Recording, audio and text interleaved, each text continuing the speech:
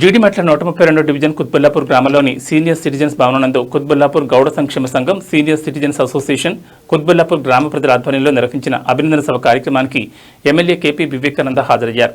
ఈ సందర్భంగా ఎమ్మెల్యే మాట్లాడుతూ, మీ బిడ్డగా ఇక్కడ పుట్టి నేడు కుత్బుల్లాపూర్ రాజకీయాల్లో ఎన్నటికీ చెరగని ముద్రగా అఖండ మెజార్టీతో ఇంతటి విజయాన్ని సాధించి రాష్ట్రంలో 85,576 ఓట్ల మెజార్టీతో గెలిచిన నా విజయం మీ అందరి ఆశీస్సులు మద్దతుతోనే సాధ్యమైందన్నారు. నాడు చిన్న గ్రామంగా ఉన్న కుత్బుల్లాపూర్ పేరుతో ఉన్న నియోజకవర్గాన్ని ఇటీవల ఎన్నికల్లో భారీ మెజార్టీతో నన్ను గెలిపించిన ఘనత మీకే దక్కుతుందన్నారు.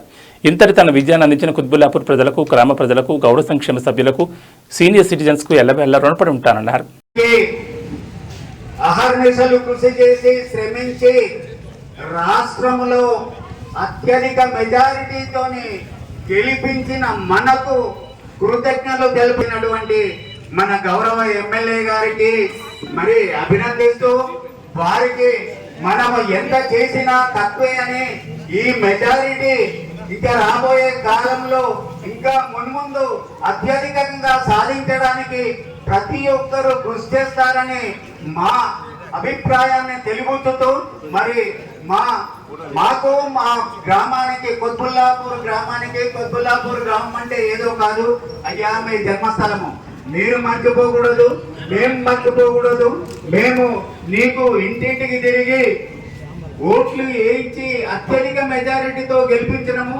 మరి ఈ సందర్భాన్ని పురస్కరించుకొని మరి మీరు మాకు అభినందనలు, కృతజ్ఞతలు తెలపడానికి వచ్చినందుకు సంతోషాన్ని ప్రకటిస్తూ, మరి ఇప్పుడు మా బాధలు తెలుపుకోవడానికి మా మిత్రులు వీరారెడ్డి గారిని మాట్లాడవలసిందిగా కోరుతున్నారు. సమస్యలకు నమస్కారాలు. ఈరోజు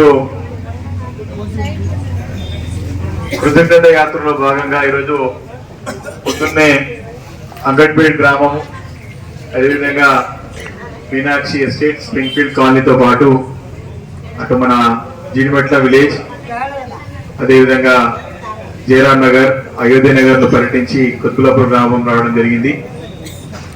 మొన్ననే వాళ్ళందరూ వచ్చి కూడా సన్మాన కార్యక్రమం పెడతా అంటే సన్మాన కార్యక్రమం వద్దు, మనం ఇంకా చాలా సేవ చేసింది. 20 సంవత్సరాలు ప్రజల్లో ఉండి ప్రజలతో సేవ చేయాలి కాబట్టి సన్మానాలు వద్దు, ఇంకా మనం సేవ చేయాల్సిన అవసరం ఉందని చెప్పినప్పుడు మరి నేనే వచ్చి అందరికీ సమావేశంలో కృతజ్ఞతలు చెప్పి వెళ్తాను, ఆ ఏర్పాటు చేసుకున్నామని చెప్పి మరి ఈరోజే కార్యక్రమం స్టార్ట్ చేసుకున్నాం.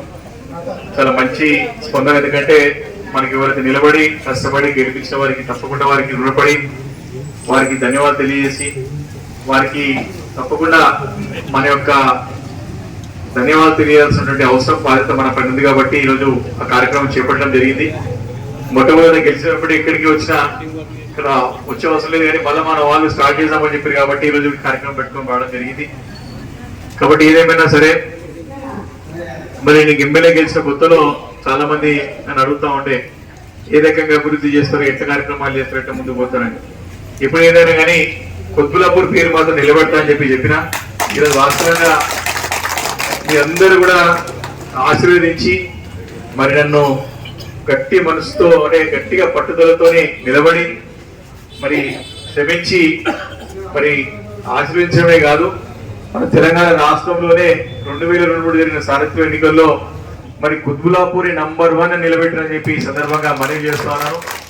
కాబట్టి ఇది వివేకానంద గెలుపు, ఒక వ్యక్తి గెలుపు కాదు, ఇది మన కుత్బుల్లాపూర్ నియోజకవర్గం ఉన్నటువంటి మన ప్రజాపడాల మనందరినీ అని చెప్పేసి కూడా సందర్భంగా నేను మనవి చేస్తా ఉన్నాను. కాబట్టి తప్పకుండా ఈ యొక్క బాధ్యత మన పైన పెరిగింది. అందరూ ఇంకా దగ్గరుండి కూడా బాధ్యతతో పనిచేసి ఇంకా ప్రజల మన్ననలు పొందాల్సిన అవసరం ఉన్నది.